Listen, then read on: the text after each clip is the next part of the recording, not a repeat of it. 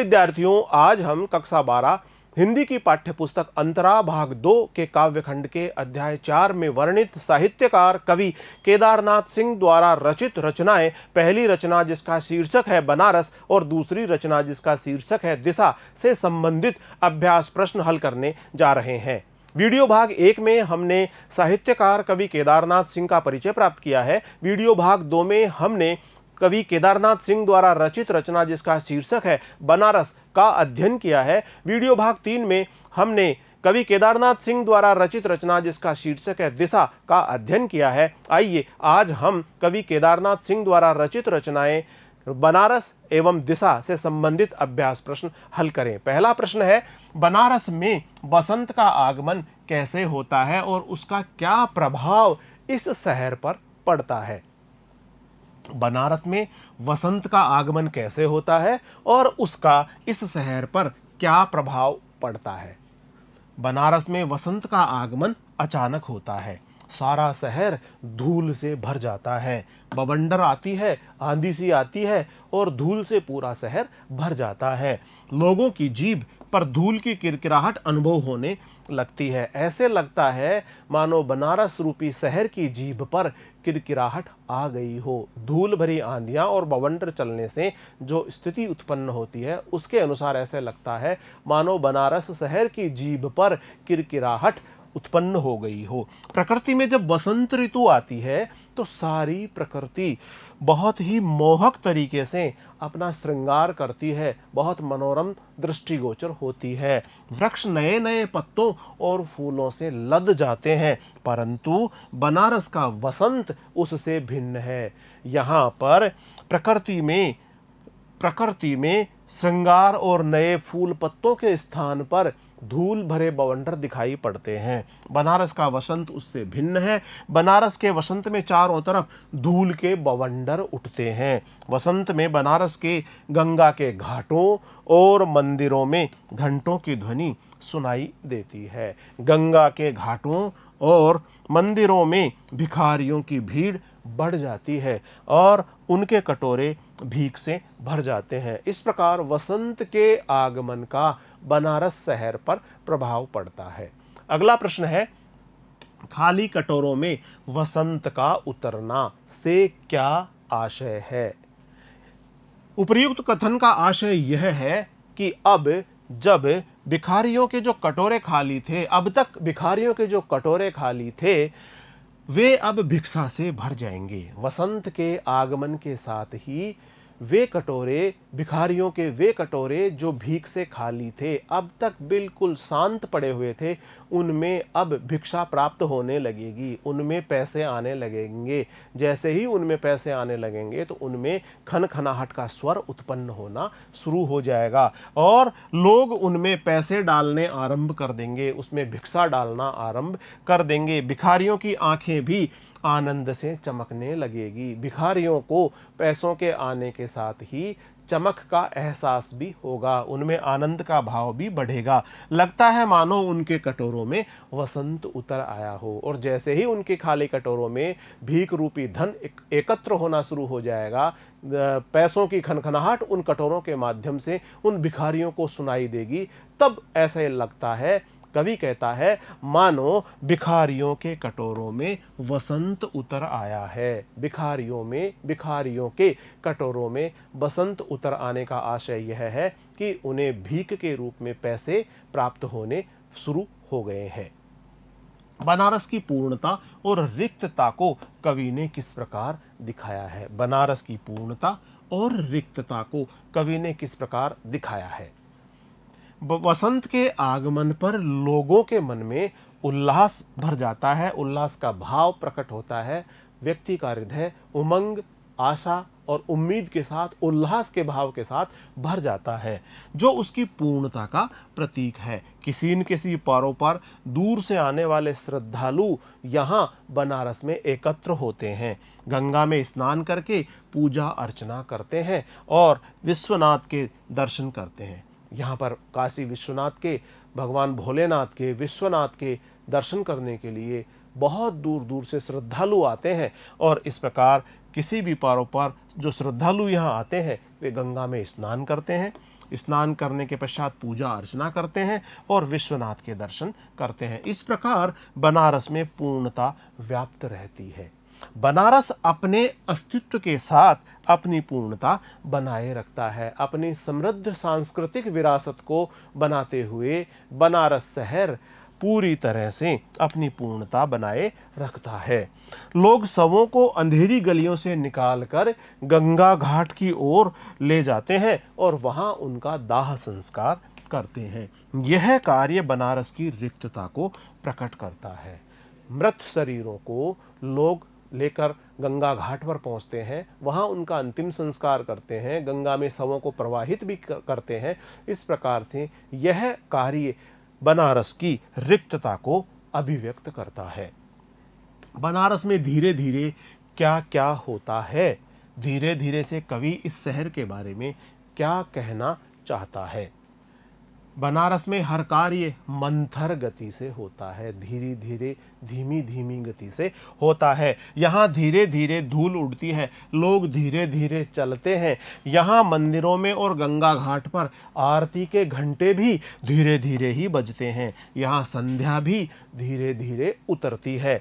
बनारस में हर काम अपनी लय में होता है। धीरे धीरे हर काम का होना बनारस शहर की एक विशेषता है, एक सामूहिक लय है। यहाँ के जीवन में व्यग्रता नहीं है, यहाँ के जीवन में बहुत शांति है। धीरे धीरे सहज और मंथर गति से कार्य होता है। किसी भी प्रकार की व्याकुलता या व्यग्रता, हड़बड़ी इन यहाँ के कार्य में देखने को नहीं मिलती। इस प्रकार से यहाँ का जो देखने का भाव है वह धीरे धीरे सहजता के साथ, मंथर गति के साथ, सामूहिक लय के साथ बंधा हुआ है।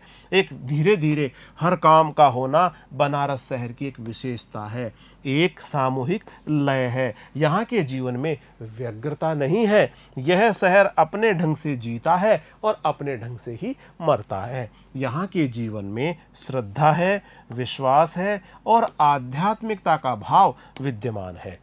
बनारस के जीवन में आध्यात्मिकता का भाव प्रबलता से देखने को मिलता है। यहाँ के जीवन में आध्यात्मिकता है, श्रद्धा है, विश्वास है। ये भाव यहाँ पर यहाँ की सांस्कृतिक वैभव और विरासत का प्रतीक है। धीरे धीरे होने की सामूहिक लय में क्या क्या बंधा है। बनारस का सारा जीवन एक मंथर गति में बंधा है। जो पहले जहां था वह सब वहीं स्थित है। सारा शहर एक सामूहिक लय में बंधा है। गंगा के घाटों पर नावें जहां बंधा करती थी अब भी वहीं पर बंधी है। सारी परंपराएं उसी रूप में विद्यमान है। तुलसीदास जी की खड़ाऊ भी दीर्घ काल से इसी स्थान पर रखी गई है। यहाँ के सांस्कृतिक, धार्मिक और ऐतिहासिक वातावरण में कोई परिवर्तन नहीं आया है। बनारस का सांस्कृतिक वातावरण, धार्मिक वातावरण और ऐतिहासिक वातावरण पहले की तरह ही है। यहाँ के सांस्कृतिक, धार्मिक और ऐतिहासिक वातावरण में कोई बदलाव नहीं आया है। गंगा के प्रति लोगों की आस्था और मोक्ष की कामना अब भी प्रबलतम रूप में विद्यमान है। लोगों के हृदय में गंगा के प्रति आस्था और मोक्ष की कामना का भाव लोगों के हृदय में अब भी प्रबलतम रूप में विद्यमान है। सही सांझ, संध्या के आरंभ होते ही सही सांझ में घुसने पर बनारस की किन किन विशेषताओं का पता चलता है। संध्या के आगमन के साथ बनारस में प्रवेश करने पर गंगा जी की आरती के दर्शन होते हैं। जैसे ही संध्या का आगमन होता है, बनारस में गंगा के घाटों पर बहुत सारे दीप जलने लगते हैं। दीपों की झिलमिलाहट गंगा नदी में, गंगा नदी के जल पर बहुत ही भव्य और मनोरम दृश्य उपस्थित करती है। संध्या के आगमन के साथ बनारस में प्रवेश करने पर गंगा जी की आरती के दर्शन होते हैं। मंदिरों और घाटों पर अनेकों दीप जलते हुए दिखाई पड़ते हैं। उस समय बनारस की शोभा बहुत ही अद्भुत दिखाई पड़ती है। बनारस की शोभा बहुत अलौकिक दिखाई पड़ती है। बनारस शहर बहुत ही अद्भुत और अलौकिक स्वरूप में दिखाई पड़ता है। गंगा के घाटों पर, गंगा के जल में दीपों की झिलमिलाहट की जो छाया पड़ती है उसे देखकर ऐसे लगता है मानो सारा शहर जल में है और आधा शहर जल के बाहर है। ऐसे लगता है कवि के अनुसार कि आधा शहर जल में है और आधा शहर जल के बाहर है। बनारस में कहीं पर शव जलाए जा रहे हैं तो कहीं उनको जल में प्रवाहित किया जा रहा है। मोक्ष की कामना में बनारस में कहीं पर शवों का अंतिम संस्कार किया जा रहा है तो कहीं पर शवों को गंगा जी में प्रवाहित किया जा रहा है। संध्या के समय बनारस में श्रद्धा, आस्था, विरक्ति, विश्वास और भक्ति के भाव देखने को मिलता है। संध्या के समय हमें गंगा के तटों पर श्रद्धा का भाव देखने को मिलता है, आस्था का भाव दिखाई पड़ता है, विरक्ति और विश्वास का भाव हमें देखने को मिलता है, भक्ति का भाव बहुत ही प्रबलतम रूप से हमें दिखाई पड़ता है। बनारस शहर के लिए जो मानवीय क्रियाएं इस कविता में आई है उनका व्यंजनार्थ स्पष्ट कीजिए। बनारस शहर के लिए निम्नलिखित मानवीय क्रियाएं इस कविता में आई है, उनका व्यंजनार्थ इस प्रकार से है। यह शहर इसी तरह खुलता है। यह शहर इसी तरह खुलता है। बनारस के बारे में यह बात कही गई है। व्यंजनार्थ यह है कि बनारस शहर की शुरुआत आस्था और विश्वास के साथ इसी प्रकार से होती है। आस्था और विश्वास महत्वपूर्ण घटक हैं बनारस के, और इस प्रकार यह शहर इसी तरह खुलता है, यानी इस शहर की शुरुआत आस्था और विश्वास के साथ होती है। भिखारियों के कटोरों का निचाट खालीपन। इन पंक्तियों के इस पंक्ति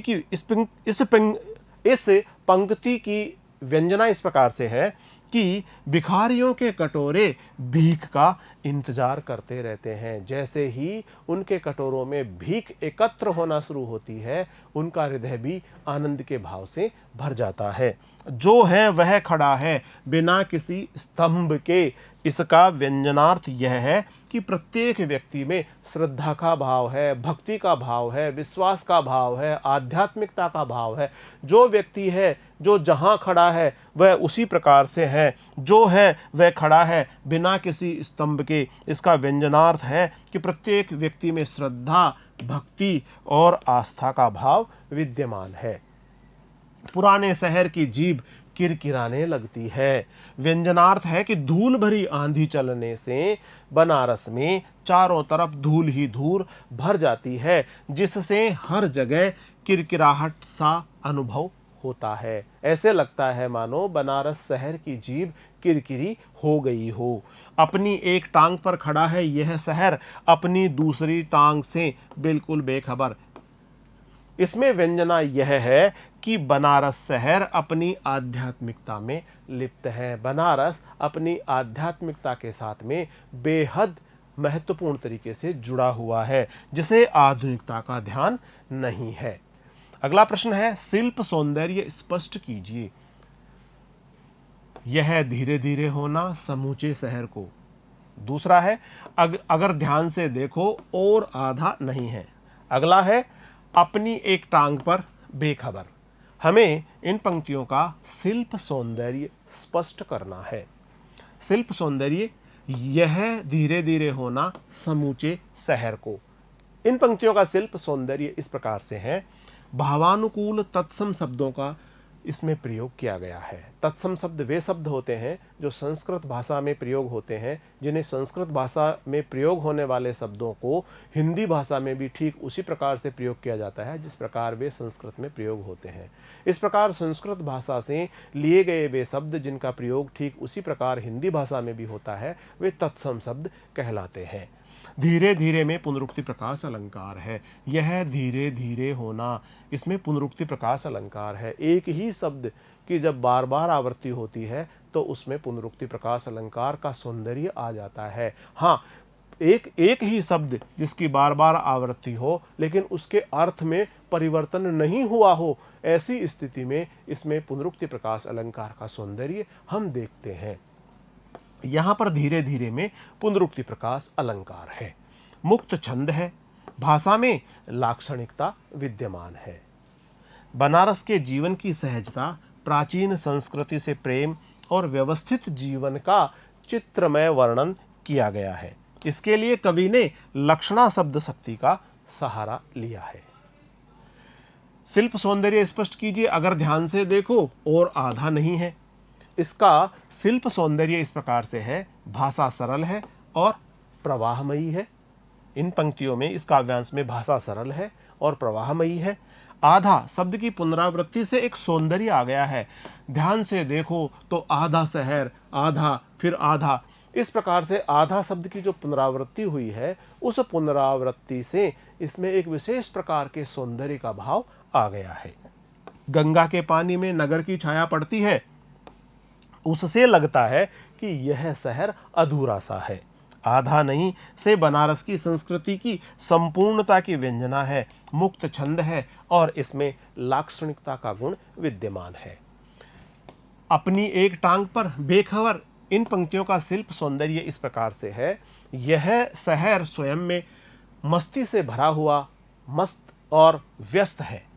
यह अपनी आस्था, मान्यता, विश्वास, श्रद्धा, भक्ति में लीन है। यह शहर अपनी आस्था में, अपनी मान्यता में, अपने विश्वास में, श्रद्धा और भक्ति भाव में सदैव लीन रहता है। उसे अपनी पुरानी संस्कृति के अतिरिक्त और किसी की चिंता नहीं है। वह आधुनिकता से बेखबर है। कवि के अनुसार यह शहर अपनी श्रेष्ठतम सांस्कृतिक विरासत और विविधता को समेटे हुए है और इसे अपनी सांस्कृतिक श्रेष्ठतम विविधता की ही विशेष चिंता है। आधुनिकता पर इसका ज़्यादा जोर नहीं है। भाषा सरल और प्रवाहमयी है, मुक्त छंद है, बिंब योजना बहुत ही सार्थक बन पड़ी है।